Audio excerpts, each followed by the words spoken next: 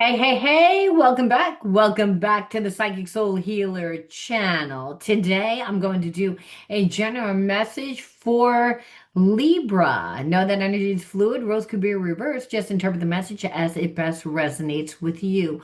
Also, know on this channel and all my channels, I like to dive deep within the reading. So we do look at everything, but we take a lot more time to look at the spiritual blocks, the shadows, to see how they play it as karmic themes. This will allow you to see why everything's playing out the way that it is. Sometimes on this channel, I also do vlogs, educational vlogs. So if there's something that you want to learn within Shadow Written, please feel free to leave it in the comment bar. If you resonate with the video, please give it a like and comment. Be interactive. I love it when you guys are.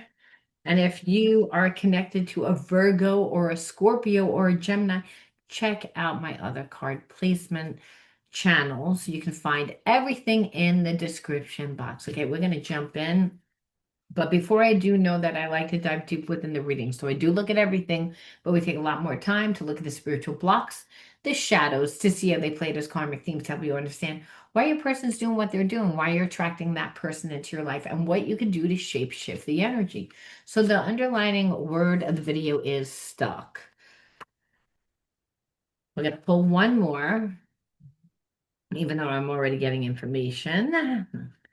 And criticism. Well, you're in separation from someone that chose to keep the relationship stuck, that never gave you an apology, there was never any closure. They just didn't say anything to you. And they didn't say anything because they got into an argument with you. I feel like they got triggered by something that you said. And, then they reacted, and instead of apologizing or talking it out, they just went ghost on you. And now they stay away from you because it's like, well, now I don't know what to do because I wasted too much time. So I feel like you're in separation from someone that was waiting for you to come back, wanted you to be the one to make the first move. But the thing is, it's like your triggers with this person is that they check out, and they check out because they do drugs. They either drink too much, do drugs, they do something. So they're an avoidant. So they knew that you had a problem with them. They knew exactly what they did. They didn't want to apologize. They wanted to keep the relationship suspended, like I said. And so I feel like they use time they use time as a way that maybe you would, forget, what really transpired, to blur the lines. I keep hearing, like, try to tell you that what you perceive really wasn't true. But the thing is, this person can tell by your energy that really the time that they wasted is just that time that they wasted. You didn't forget about anything. If anything, it made the situation go from bad to worse. Where before you would have been able to talk out the problem, this person could have apologized and moved forward. They didn't want to do that. Instead, they wanted to act like they didn't care. And they kept the relationship in a place of, imbalance. And you just felt like we've already gone through this before. Every time that this person doesn't get what they want, or I tell them something that they don't want to hear, and they hear everything through the distorted perception that, I'm accusing them, or attacking them, when really, everything isn't a criticism. Sometimes it's just, your own boundaries. This person doesn't really want to listen, takes everything as if you're criticizing them, and they're overly sensitive because they also know that the things that they did, to you, they've already done this before, where, oh, you say something, they go ghost. You're asking for them to be there for you, or to just establish your boundaries on how you want to be treated, and this person like acts like a child. They act like really immature. And you just felt more alone in the connection. You're like, I'm in a connection with someone that says that they're there for me, but they're never there for me. Not on an emotional level, not on a psychological level, and definitely not on a physical level. I say one thing that this person doesn't like, and they go ghost. They go ghost, they're dishonest, they know, if this is a soulmate connection that you'd have expectations and you just felt tired of being disappointed in your expectations of what you expected. But meanwhile, this person had a lot of assumptions of what they believed that you should do. And then when it came time for them to follow through on things that you needed or wanted, they would just again avoid. So it just felt unsafe and unsafe because it was just a one-sided relationship that this person continued to manipulate. That's really what it is. It's like after a while, you're just like you had enough. You had enough because the trust was gone. And it's because every time I have something to say that they don't like, they withdraw, they avoid. It's all about them dominating.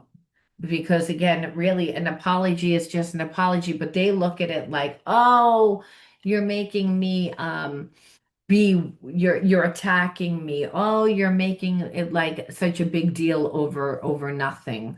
When really they never apologize because that shows vulnerability. And how you see it is that if you can't apologize to me, then you're not respectful to me. You don't want to treat me on an equal playing field. You want to treat me how you want to treat me.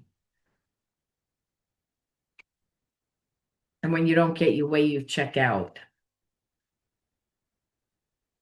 in hopes to trigger you, to get you to react. So the relationship is always rocky, and it doesn't need to be. They create it. They create that environment. Again, where it's always a struggle. Like I said, where you're like, I don't know whether they even want a relationship. They act like they want a relationship, but I don't really feel like they want a relationship, is that what you feel? You feel like they have too many love blocks, and it's because, you know, they don't want to face certain things. They don't want to know. They don't want to know what they do. They're too afraid to, really dig deep, you know, because they'll just go further and further and further down the rabbit hole. It's like because of all the trauma that they've, acquired and never healed, never looked at. So the more that you get close, the more that you see how like crazy their life is and how they act and how they treat other people and how they treat themselves, and really it's all about how far are you willing to go? Are you willing to like abandon yourself for a person that always has one foot in, one foot out and compartmentalizes? I mean, that's really what this person does. They compartmentalize and they compartmentalize because it's safer. So the problem is that you're never dealing with a person that is showing you what their true intentions are. I feel like they always have a poker face because really what it is that they don't really want to be in a relationship. They're wild at heart. They would like to have their cake and eat it too. So what happens is that they they do something to create tension and then they don't apologize. They go ghost and they leave it again just suspended. So that it just the problems just linger. The disputes just linger. And like because you never come to resolve. There's never any healing. And so it's just almost like after a certain amount of time, enough time goes by, then this person comes back and they act like everything's fine. And usually people don't question them. The problem is that this person knows that you're still holding them to it because, hey, they've tried to reach out to you a few times, you're not talking to them. They've done little things to try to get your attention or try to get you to react and you're just not giving them anything. So, their game of just using time and space instead of coming back and apologizing kind of backfired on them. Because again, they don't really want to create the intimacy. Your boundaries allows you to feel trust. They again don't want to be accountable. Again, they're always going to stonewall. And that's what I kept saying. It's again about being in a connection with this person makes you feel as if you have to be the person that's undervalued. Is again, that's how they feel comfortable in the relationship. That's the problem. So you're never really in a relationship with them because they compartmentalize. You'll be kept out of like maybe family events or when they go out with friends, or like you don't really feel like you're a part of their life fully. And so, and they gaslight, tell you that, oh no, that's not true. I'm not talking to anyone else, or none of my friends are bringing their better halves or their person, when meanwhile you know damn well that you're being ignored. That's really what it is. It's like the person has time and energy for the things that they want to have time and energy for.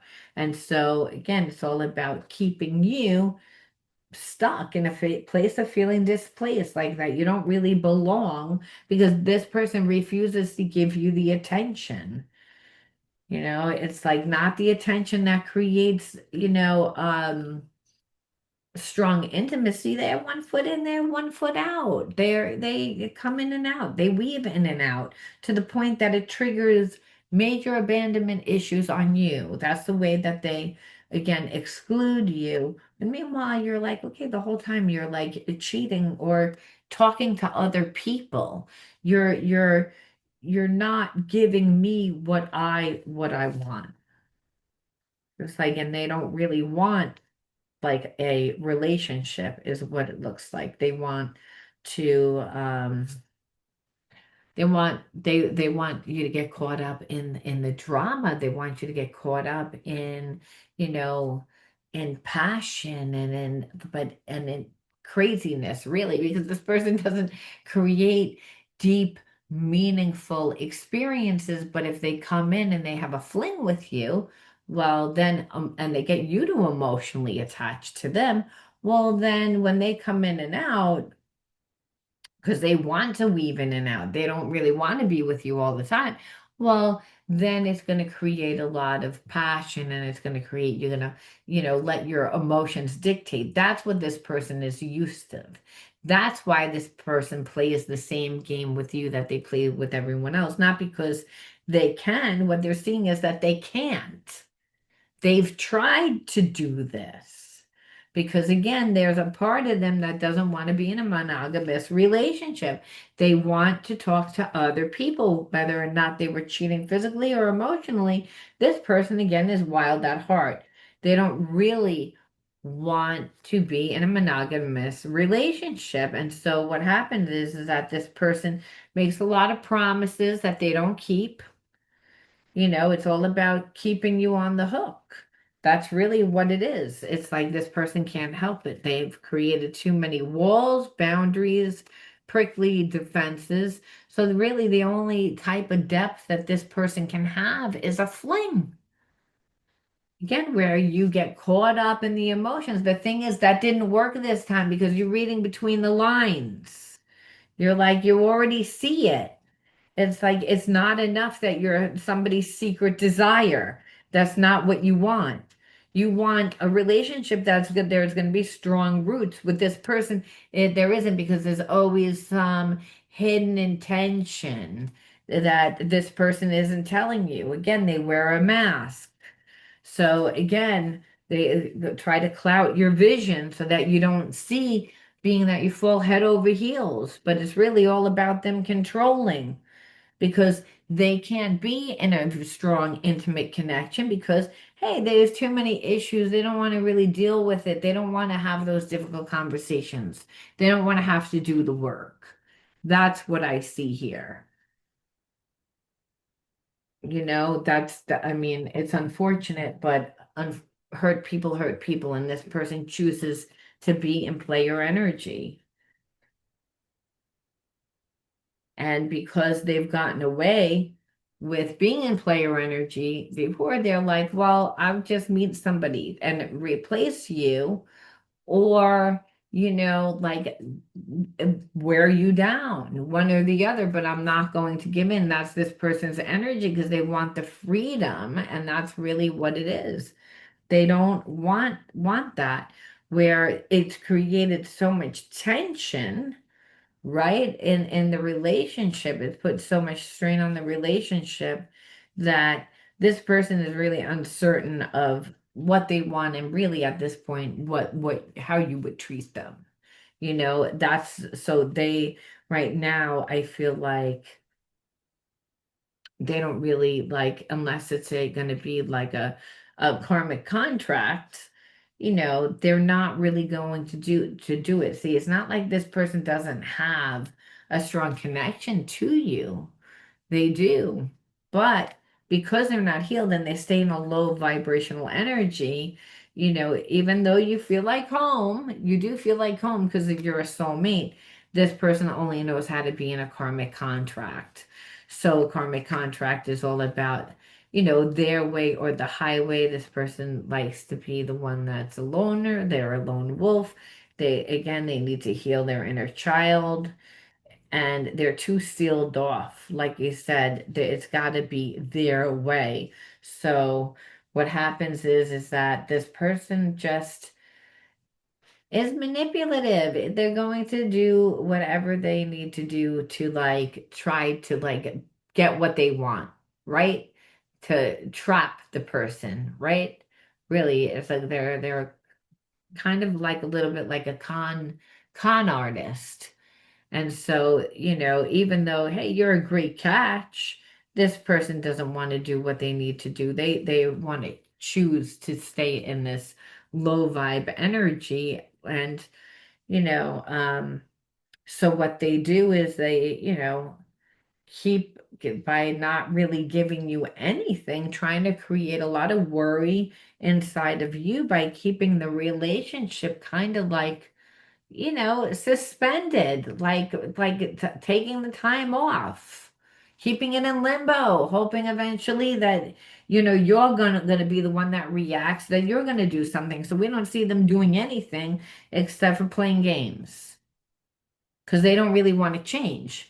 They want to continue to talk to other people. Hey, if they could have, affect you where emotionally you go back to them, they don't have to apologize. They don't have to, do anything. They don't have to change. And that's really, like I said, what this person wants to do. They don't really want to do what they should do. So you have to say, why did you attract this person into your life? You're a mirror of whom what comes into your life.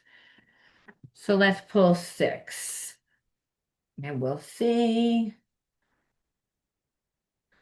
Six. One, two, three, four, five, six. All right, those six. So let's look at the inner child wounds, and what we see is gifts, space, trauma, guidance, frustration, and laughter. So trauma is why you connected to that person. And when trauma is bad enough, we're not creating our life, right? We're not doing the things that bring us joy and happiness and really fulfill us. So your inner child wounds is that there was no guidance.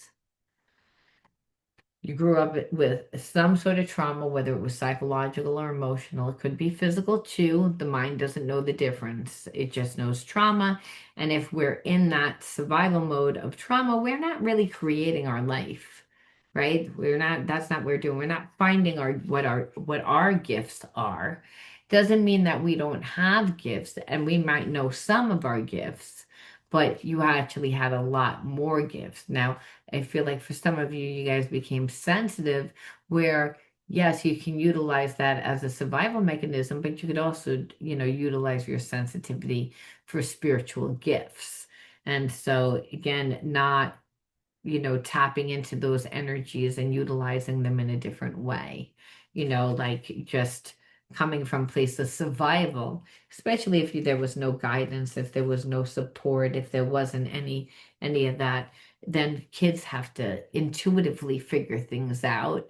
And they're usually coming from a place of fear, so they don't get good um, results when they feel like there's no guidance, there's no support.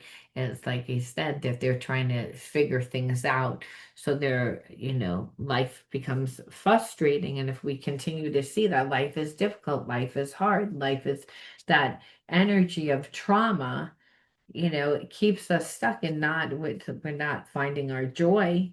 We're stuck in the trauma and the trauma of like surviving. And here it is, you were connected to a person that, wants to do what they want to do. They don't want to bring you joy. They don't want to bring you any type of happiness. Like, and being connected to a person, they should enhance your life, not make your life better, like per se, like you're lacking and now they're going to fix your life. No, but your life is good and they enhance your life. They make it better because they enhance your life. No, this person is all about taking. They would never give you any guidance or support or anything. It would be a one-sided connection. And life just would stay in this energy that life is difficult, because life is difficult when you're surrounded by people that, really don't have your best interest at hand, but they want to use your energy for how they can benefit. So I feel like that's kind of like what happened to you growing up. Like your energies went towards like trying to create balance in the household. It wasn't about going out and finding yourself, because hey, you didn't have the guidance for that. You needed to rely on yourself. You needed to worry about things that you really shouldn't have had to worry about as a child. Like, if we're really gonna, say, where did the wound come from? And I say that because when we're children, that's when we form you know our development stages of our brain, of who we think that we are. It's how it's when we're developing who we think that we are on an individual level. But if I'm always the fixer and the healer and giving my energy because I don't have guidance, but it makes me feel safe, it gives me purpose, then I'm being taught not to put energy into myself. I'm being taught to give everyone else energy. And I feel like this person, like they came into your life, they didn't really give anything. And, they just expected, oh, we have a connection, you're going to give to me. And really, you know, when you disconnected, they were like, they didn't really expect that to happen, but that's not because of you, that's because of other people. So this person had like a big head, but they don't really want to change who they are. It would actually take work. So you have an option: either stay in a connection like that, which you chose not to, and which is good, because hey, you integrate the spiritual lesson of realizing that you deserve more, but then you still need to transmute the negative energy. And so again, we look and we say, Spirit says, first of all, have courage to act from a place of love instead of fear. Let your heart guide you. But that doesn't mean to relationships. What that means is our passions. To give and receive of love is through your free will. It's the things that you love, the things that you're passionate about. Like, follow your heart. It is that, because eventually that will turn into following your bliss. Because when you put energy towards something that you love, the universe conspires to make a way where there is no way for you. And then the right people come into your life, and you're able then to see beyond the illusion of that you're your past experiences. You're not your past experiences or how someone treats you. You are the energy of where you're putting your time, your energy, your focusing your money, where you get to determine, you get to choose. And so beyond the illusion is to realize again that you're not your experiences. You are like the energy of unconditional love, that there is no separation from you and source. The illusion is that there's separation from you and your creator because of attracting people that emotionally don't want to give you anything, that want to be in a relationship that's one-sided and not fair. And really, Spirit's saying is, again, when you follow your heart and you feed your passions, it makes a way where there is no way for you. So you're fulfilled. You're able then to set boundaries. You wouldn't have given somebody that, didn't have enough energy. This person was a player. And so you would have seen that because you would have been balanced.